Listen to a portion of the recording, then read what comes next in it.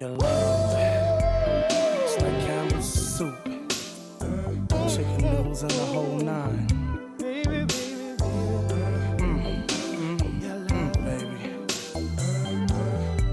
Oh yeah. Like a bucket of fried chicken from Kentucky Fried. Baby. It's so good.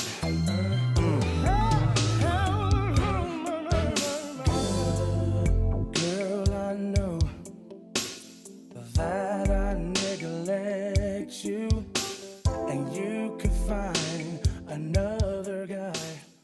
So I am here with the amazing vocalist, Mr. David Tolliver. You know, that's crazy because only women call me. Well, a couple of my homeboys call me David, but I like it when women call me David. I like that. David, my dad's name is David, believe it, my dad and my King, brother. King, Big ups King. to the King David. There it is, King David. You know what I mean? There it King is. David. Okay. So he's from the singing group Men at Large. Mhm. Mr. Tolliver, or do you want me to call you David? You can call me what you want. Just call me. So, what mashup would you take from the 90s to complement music today to make a banger album? What? What? What mashup would I take? When you say mashup, do you mean what group of songs that I would take to do an album with to redo? Or what's the recipe? Like what song making back then Man, is very different to the now, for a long sure. song making back then, you had to be able to sing.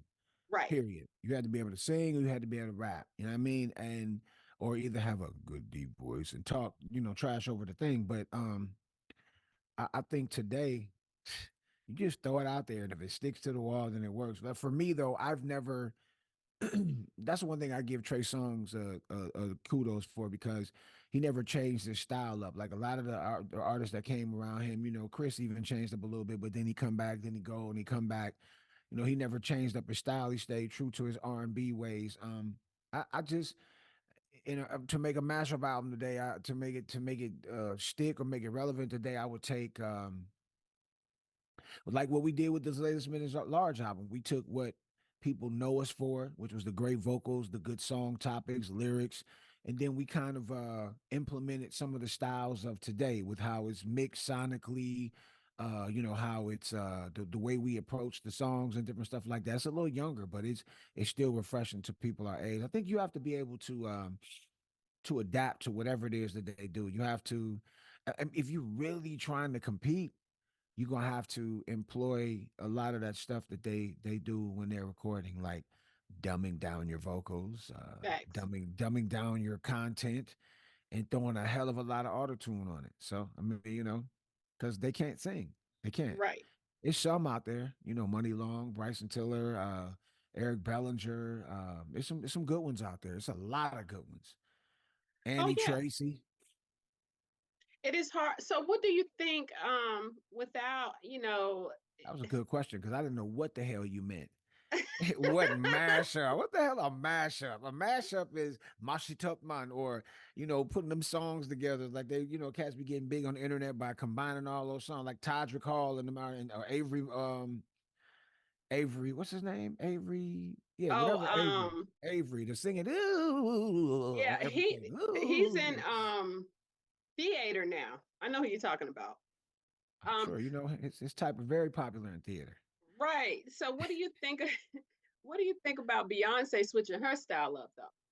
I love it. I want to do some country. I think the only thing that I've done pop, I've done R&B, I've done rap.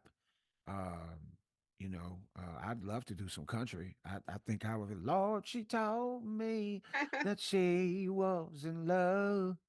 I don't know. I could do that. And the one thing that I haven't done, and I think everybody has been waiting on me is gospel. So it's Gospel. it's coming. Gospel. It's coming. It is, man. He been tapping on my shoulder, so I'm coming. I'm surprised you haven't done gospel, but you did do so alone. Yeah. So now speaking of remixes, what rapper would you like to remix that song?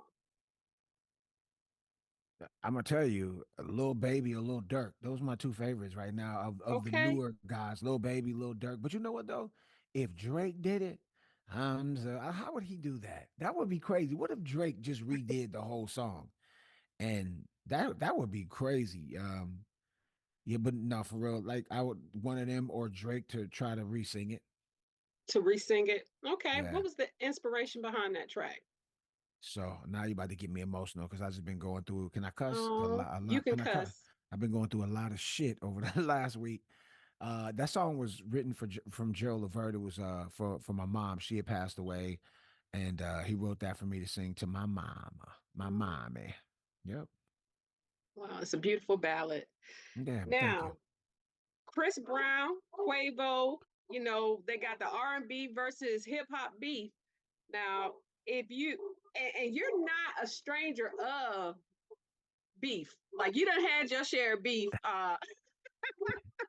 You know what? You've watched. You watch. I like that. I like coming to interviews when people have done their research. So yeah, I love it. I appreciate that. You're welcome. So you got into it with Tretch from Naughty by Nature with a diss that made it all the way to Wendy Williams. Man, Now, do you think the battle of lyricism is what the rap culture needs now, or even R&B to prove that your talents aren't limited?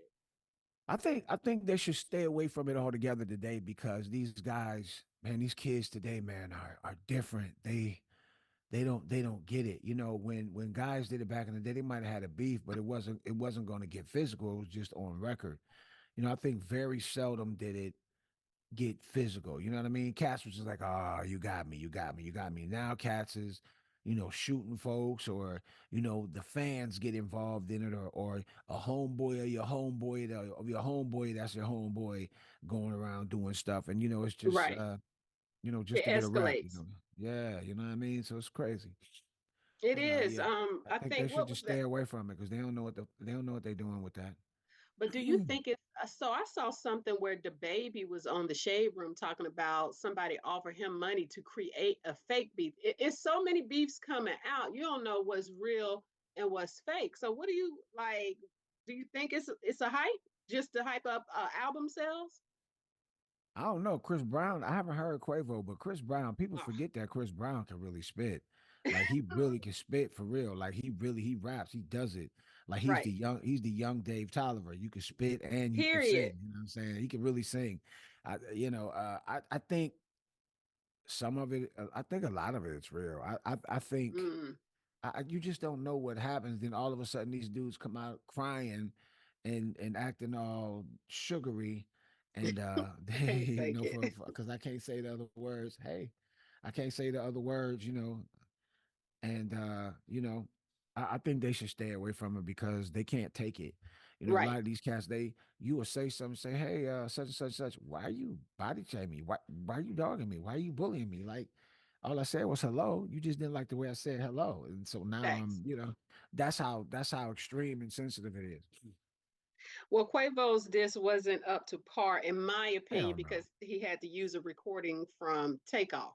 So if you got to dig in the bag to put somebody else on the track, it's not you done lost points, in my opinion. The one thing that kicked me off was like, it was like, Chris was like, and Takeoff wasn't the one they wanted you. Yeah, that's it. Man, Yeah, he was that's the only one. I haven't heard Kendrick and J. Cole, and I mm. haven't heard Ross and Drake, but I heard Drake got him though. That's what they saying.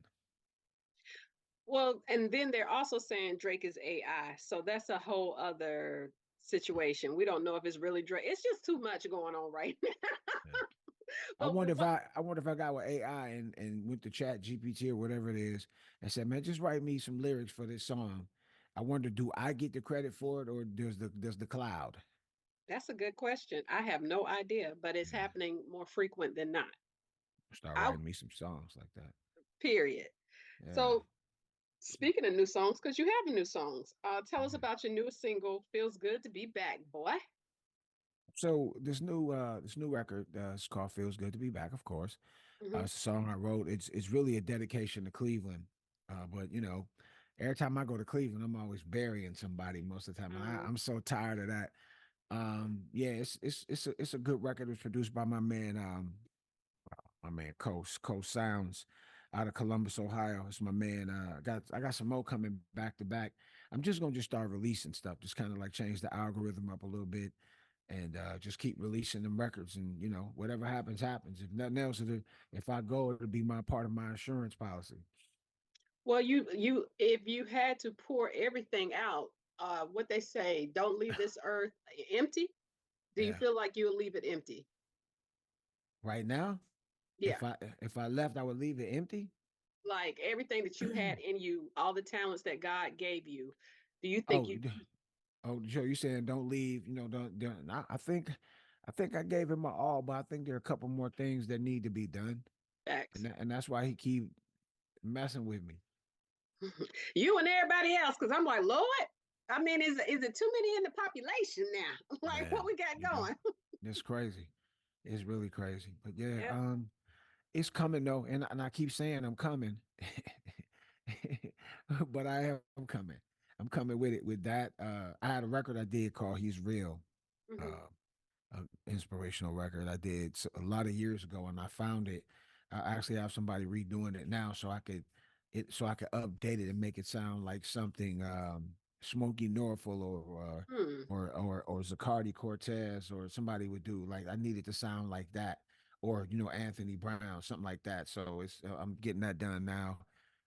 And I have another record called Church House coming out. It's just a fun song where it's like you could play it like when people are leaving out the church, meet me at the church house. Hmm. Everybody put the word out. And it's just like, the last thing I say, call me if you need a ride. See you tomorrow at 10:45 is the last thing I say, on that one. And I got, I mean, that's just, I'm just going to keep dropping them like a pigeon drop dookie downtown. I can't take it. Well, you never stop dropping music, and it's interesting because the way that you got in, you were in radio first. So, I'm did you still in it. always want to be in entertainment?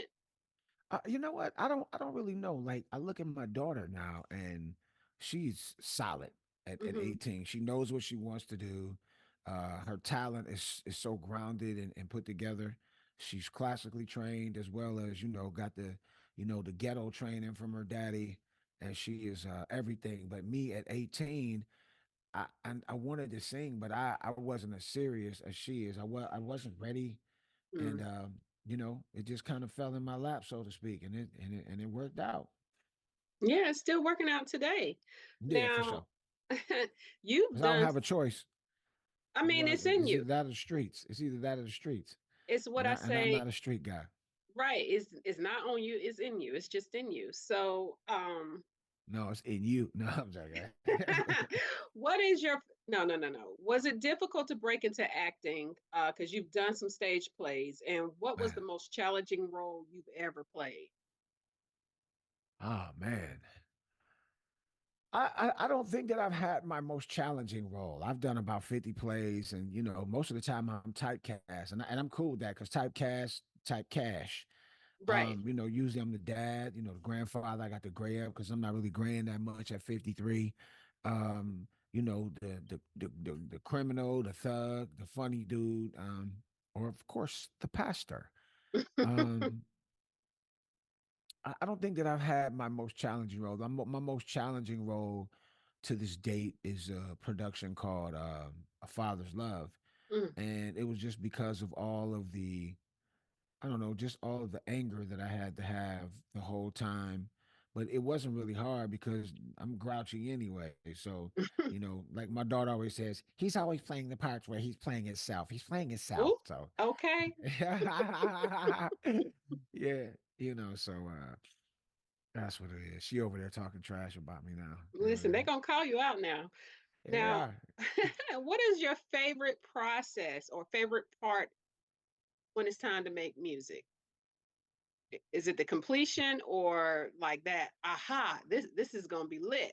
I tell you what, my least favorite process is doing backgrounds. I hate that.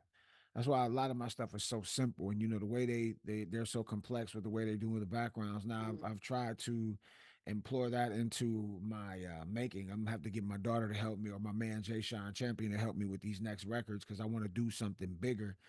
My favorite part is being finished. Huh. You know, Okay. I love going like it's like, yeah, I'm about to go in there and knock it down. And then, if it gets a little, I love the creative process. I love the whole writing process. I love when it really starts to flow, when everything starts to just connect, man. Your lines, your the patterns, when everything just when really just like I said, when everything starts to connect, I just think that's my favorite part. You be like, damn, son. But yeah, I mean it is, and and then you think it's great, at least, Right. yeah. Oh, you make It- beautiful music. That's the one thing. We're gonna fly to Now, the Casbah and make beautiful music together. now, learning from your mistakes, what is one of those lackluster moments you experienced earlier in your career that may help someone else now, um, that you know or wouldn't do again? I tell you this, if you have beef with somebody, you know, it's best to just take it to them Mm, instead of, putting it on a record or putting it in a newspaper or right. putting it in a video or putting it online. I think that was one of my biggest mistakes is I had a beef with Gerald back in the day, and I know you Mm, know because you yeah. heard the Tretch thing, so I know you heard the rest of it because you watched I rate my Pierre Panic Room video equivalent to Cat Williams. I do. I thought it was that good. I did. How can you sit here and tell me that a man? You know what I'm saying? I think that the intensity of it and the storytelling was equivalent to Cat Williams. My Right. platform's just not as big. It's probably, I'm trying to get the numbers up on it. I'll get back to it. I had a rough week, but I'll get back to it. What were we talking about again? I can't take it. What What a were we talking about again? you Yeah, were saying, forgot that quick. Shit. don't like one of the regrettable moments is when Oh, you fell out with Gerald just Levert. I tell you the biggest thing that we just didn't understand, and we thought we were super big, and we were waist size, but we were big, and we thought we deserved more than what we were getting, and we did, but we didn't wait it out, and we didn't do it the right way. Business Mm, had we have stayed and just maybe renegotiated our contracts, we would have had a longer tenure, a longer body of work. But it didn't go that way because Jason was being called to go out and do gospel. I wanted to do more edgy hip hop stuff. Then, man, some folks talked me into doing it again with somebody else. I had another member, and it worked, but it never worked like it worked with me and Jason. That was because we right. had two machines behind us.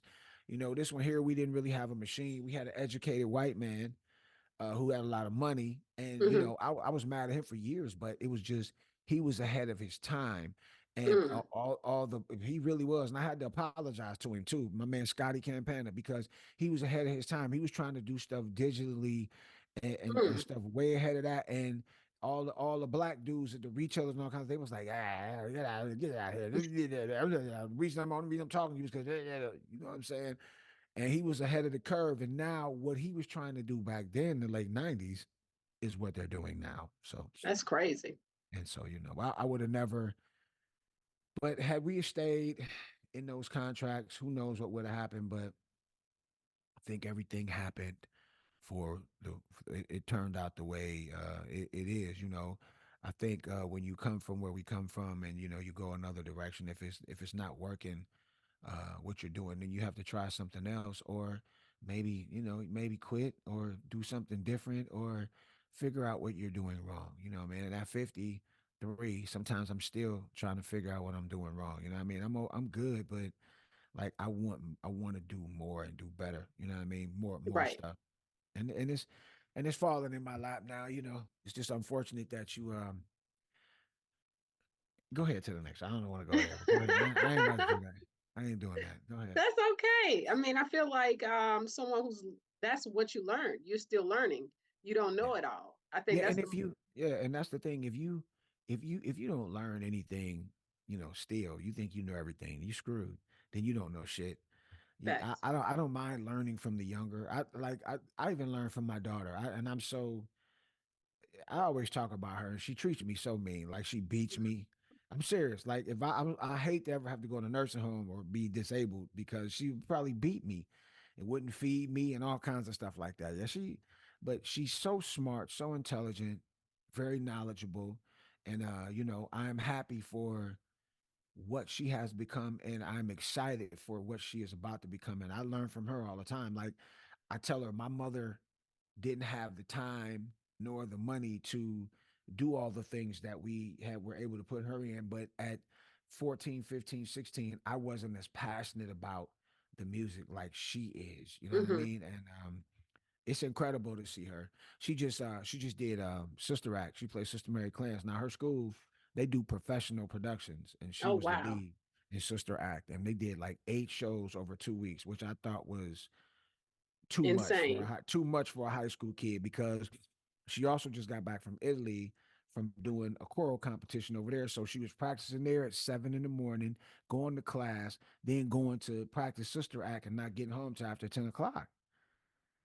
Yeah, that's crazy. No, she's learning obedience and discipline. In I order mean, to yeah, make it. I don't give a damn. I know she is, but I just thought that was too much. But the things that they put out, what they worked, it was she crazy.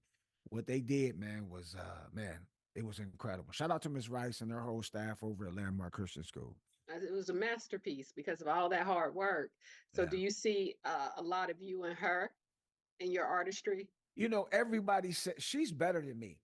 Mhm. You hear her? She said, "I sure am." You hear her? She's such a star, and so stuck up already, and that's her cockiness she gets from me. Her voice she gets from me, but she's better. Hmm. I mean the DNA, but we're two different styles. We're similar, but they're very different. She's dope. Y'all look her up. Danae Marie, Danae Marie, or at DNA_14 on Instagram. She's dope. She going to Middle Tennessee State University in the fall, and she's serious about that music. I wanted her to be a lawyer, because if you tell her anything, she gonna tell you a lie anyway, Mm. all the time. No, that's not it, Dad. See, this is it. I'm like, all right, go ahead. Okay, so you're not smothering her creativity. You're letting her be what she wants to be. So that's very important. I never wanted to be Joe Jackson or Matty Mouse Clark. And I think in a way, because I wasn't as hard on her, I Hmm. lost some things, but letting her find her own passion, I think is the best gift that I could give her. I Right. do.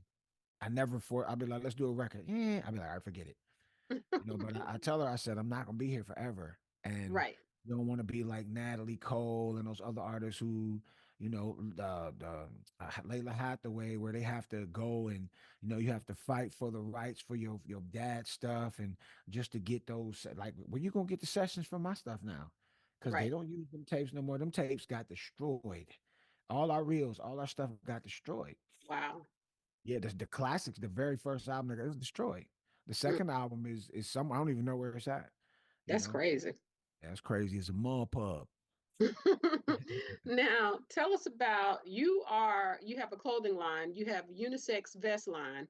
How did that concept come about? So I haven't done that yet, but I It's love coming. vests. I have vests. I have gator vests, leather vests, denim vests, hooded vests, zipper vests, button vests, seatbelt vests that I have that I wear, but I can't wear them anymore because I just lost like 125 pounds. So I Congratulations. don't have any clothes. Like, and I was supposed to go shopping today, and I just got totally sidetracked because we get ready to do this Tom Joyner cruise with the Gerald Levert tribute. Me, Mark from Levert, and Joe Little from the Rude Boys. We're doing the Levert experience. We're taking it on the road too, and I don't have any clothes at all, and so I can't wear any of those vests anymore. I'm grateful because this is a good problem to have, but Right. man, I spent a lot of money on invest. But invested, I said, and I will do it. Invested is a unisex vest line where, if you wear a vest, you can hide everything. You can hide all your Facts. bulges. You can hide if you got gynoplasty. If you're a man, you can hide your male tits. If you're a woman, and you can hide your stomach, all kinds of stuff. You button it up, zitting it up, buckle it up, whatever you want to do, and you put it on. And it can be after 5. It could be marriage. It could be sporty. It could be casual. It could be business casual. It could be business. So invested. Do. Invest. Invest in a No pun vest. intended. No pun, baby. No pun. So when is the cruise kicking off? The cruise is kicking off April 27th, Okay. all the way through May 4th. Are we live now? No. Okay. April 27th through May 4th. And I've gotten so lost in everything that I've been doing here. I don't even know who's on. I know Earth, Wind, and Fire is on there. Ruben Studdard. I don't know. Us. That's it. That's the y'all. That's all y'all need to see is the Gerald Levert tribute. We doing it twice. Dave Tolliver from Men at Large, Joe Little from the Rude Boys, and Mark Gordon from the original Levert. And man, he sent me the music. I'm like, damn, they had so many hits. And then I just looked at who got into the Rock and Roll Hall of Fame, and I said, why have they not even mentioned Levert to go into the Rock Hall? But I saw Tribe Called Quest, and I don't know, you Well, know. they were authentic R&B. Tribe Called Quest could have tapped into. It was universal. I don't give a damn. That man and that group should be in the Rock and Roll Hall of Oh, Fame. I agree. Who didn't like Casanova? I agree, but That means if they go in, then that mean I'm with them. I'm part of that legacy. I know we're not going there. Our body of work and stuff you ain't that. never But I'm know. saying, nah, shit. If we do, God's plans are you can't go against the will of God. It's what He facts. says. So I need to get to work then. You know what I You mean? need I to need get I to need to work get and to keep working. working.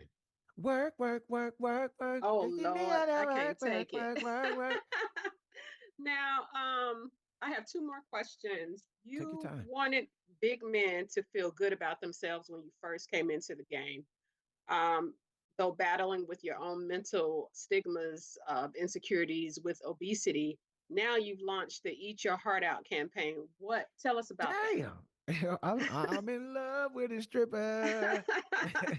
Nah, so in recent uh light of my weight loss, and also I just lost my niece last week, Mm, and she was heavy, and I know that's part of the reason why she's not here. She died in a car crash, but she didn't die from the trauma of the car crash. From as far as we know so far, she was probably already gone before she hit. So she, was oh, heavy, and I'm sure she had some issues. So Eat Your Heart Out is my foundation that I'm starting. I've already started that focusing on childhood obesity and teenage mental health, because these kids out here, man, they need somebody to talk to.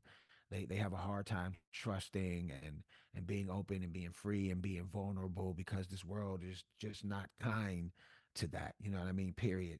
You vulnerable online and you tell them about somebody your truth, and then they start talking about you. Then it becomes viral, and then you a leper.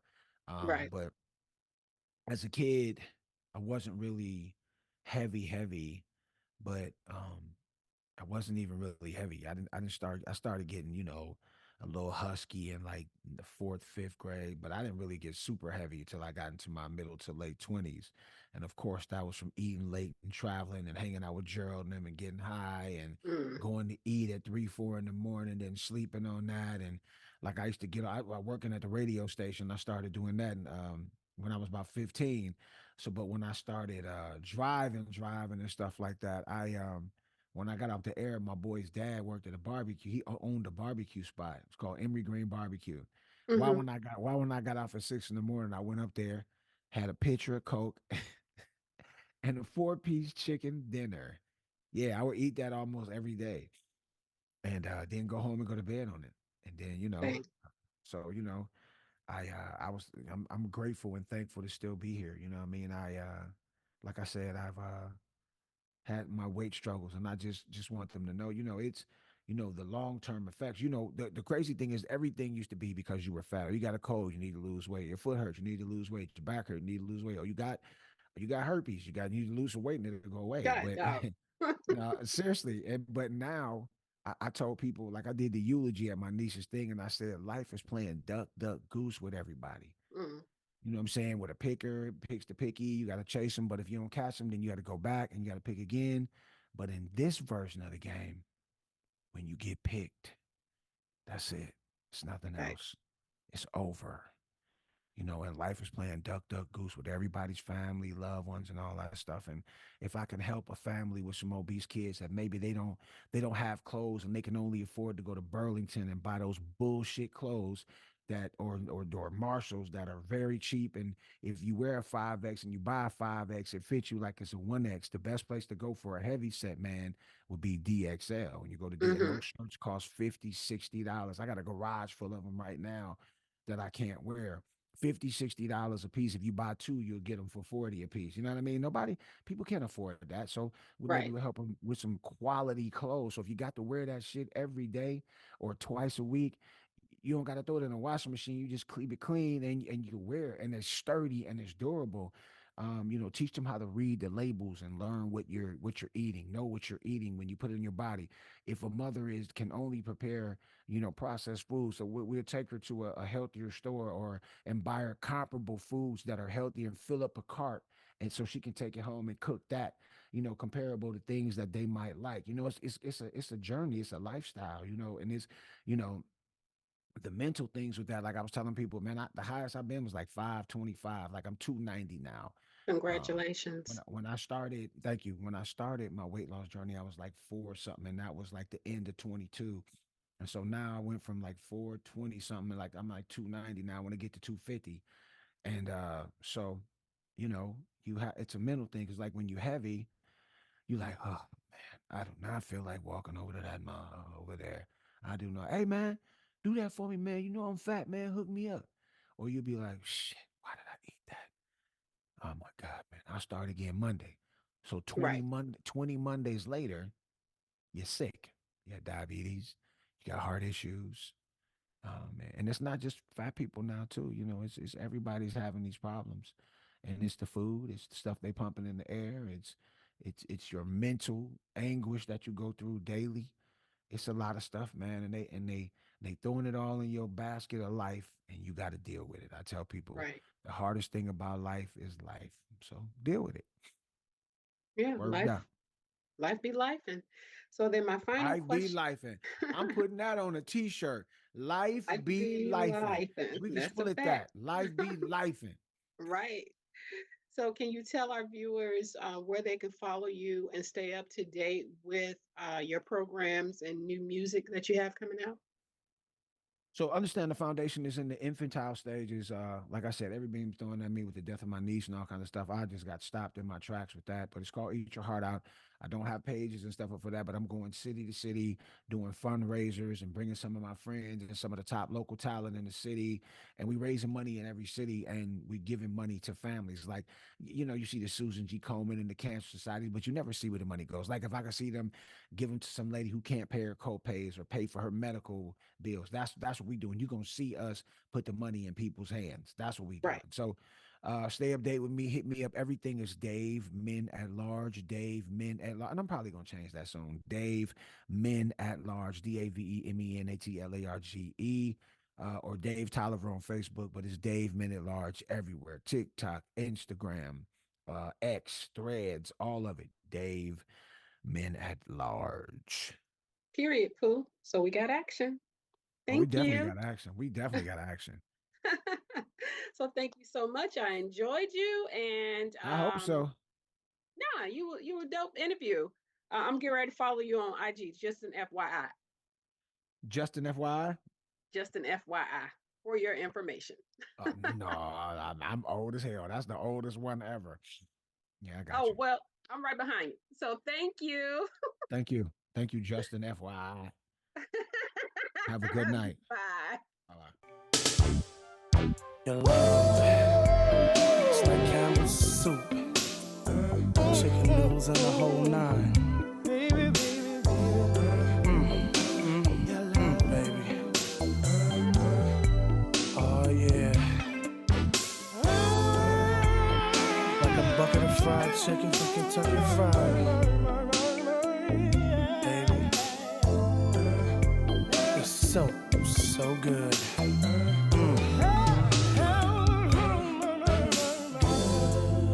Girl, I know that I neglect you, and you could find another guy who will respect